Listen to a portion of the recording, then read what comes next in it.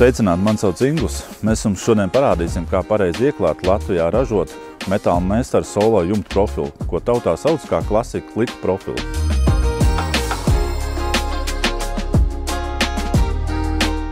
Šīs solo profilu ieklāšanas tehnika ir vienkārši un ātra. Profils pie latojuma tiek stiprināts ar montāžas skrūvēm. Solo profilam ir pieejami divi izmēri – 280 un 480 mm, kā arī ir iespējams pasūtīt gludu vai ar stiprības ribām. Latojuma solis nedrīkst būt lielāks par 200 mm no centra līdz centram. Latojumam jābūt uzklātam kvalitatīvi, pieļaujamā kļūda līmeņojot ir 1 līdz 2 mm. Jumta loksnes priekšējā mala tiek aizāķēta aiz karnīzes elementa.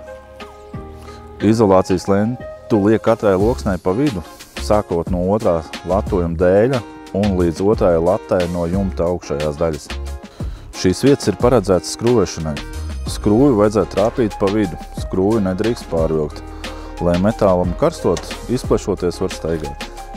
Paņemt nākamo loksni, novietojam uz valcējamo vietu un jāspiež virsū, līdz tas noklikš, un šo darbību atkārtojam, līdz pilnībā loksni uzmontēta.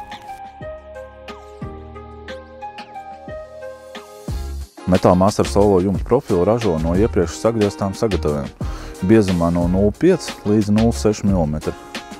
Krāsojuma aizsardzību var pārklāt ar pašlīmējošu aizsargplēvi.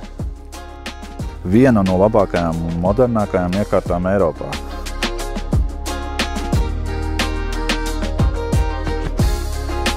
Loksnes priekšējā mala ir rūpnieciski uzražota jau ar aizlocītu malu. Metāla meistara var saražot šo jumtu profilu dažādos klienta vēlamajos izmēros, sākot no 1 metra līdz 12 metru garumā.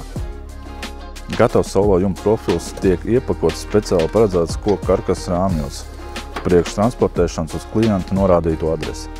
Metāla meistara izstrādājuma garantija ir 50 gadu uz tehnisko izpildījumu un uz estētisko izpildījumu ir sākuma no 20 gadiem, atkarīgs no izēja materiāla veida.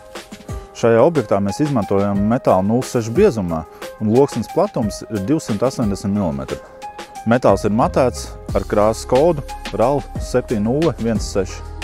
Ir atlicis uzlikt pēdējās jumta loksnes, apdares detaļas un jumts būs pabeigts. Šī jumta platība ir 370 kvadrāti un šo jumtu var uzmontēt 3 cilvēki 8 darbdienu laikā.